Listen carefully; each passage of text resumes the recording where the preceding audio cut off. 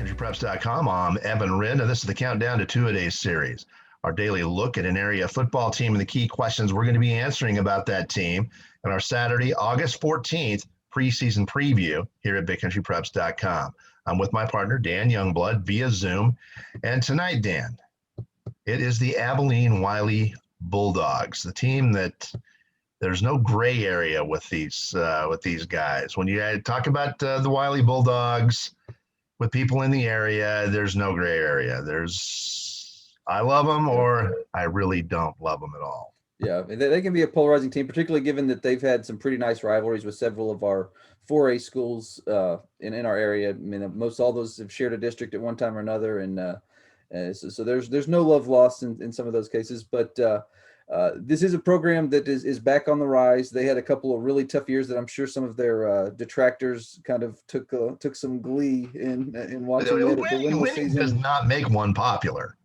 No. Winning does not make one popular. It just doesn't. Yeah, I mean, they did have that winless season a few years ago, and then the 2-win season following that. But they were able to get back to the playoffs last year, finishing 4-4, and have a pretty good group back from that. 27 lettermen from last year's team, including 4 stars on both sides of the ball.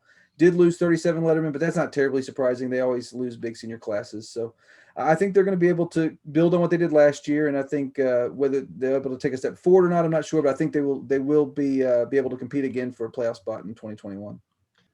They only have 4 starters on both sides of the football back, but they do have a healthy number of lettermen, and they have some size up front.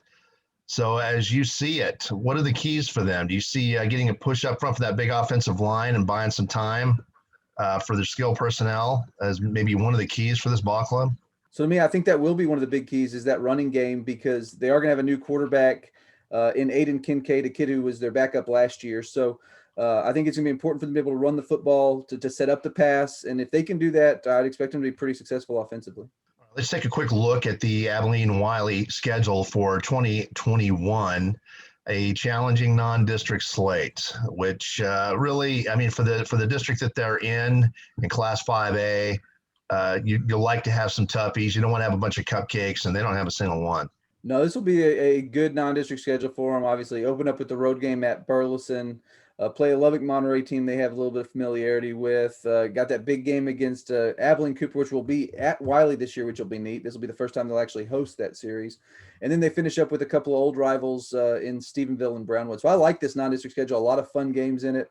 Every one of those is challenging. And I think it's going to be important because it sets you up for district where you've got a couple of really tough teams in Wichita Falls Ryder, which may be down a little bit this year. They lost a lot of seniors. And then Lubbock Cooper.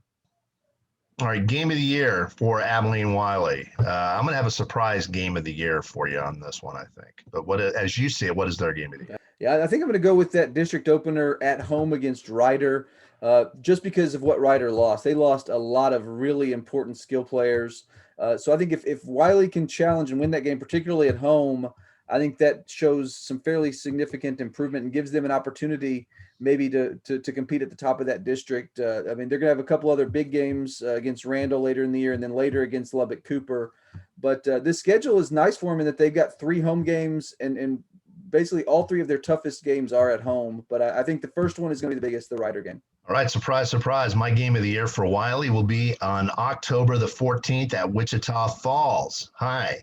I believe that Wichita Falls High will be the surprise of that league. That team brings back most of its talent, and I think they're going to be, challenging for those 2, 3, 4 seeds in that league, and Wylie's in that mix. I think that they're going to handle Ryder at home. I think Ryder is going to be bringing in a very young bunch, and Wylie might actually surprise them in the opener. But that road date at Wichita Falls, I think it's going to have a huge bearing on those 2, 3 seeds that Wylie and Wichita Falls will be fighting for. I think that's interesting. I think you might be right. Wichita Falls High, the last several years has made strides, become much more competitive in that district. And those games against Wylie have been good games. They've been really competitive games, and I think that will be a big one. To me, I think that Ryder game sets the expectation. So if they can beat Ryder, I think it gives us a better idea of what kind of team Wylie has.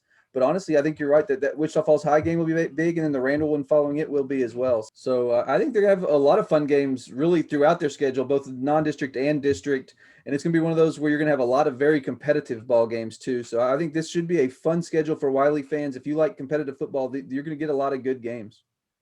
All right, that's just about going to wrap it up for tonight's episode of the Countdown to Two-A-Days series, the Wylie Bulldogs. But we want to remind you that Big Country Press is going to be releasing its preseason preview on Saturday, August the 14th. We'll be answering all the key questions about Wylie and every other team in the area. No media source is going to be more thorough or more accurate about Big Country football than we are. Nobody's going to beat us.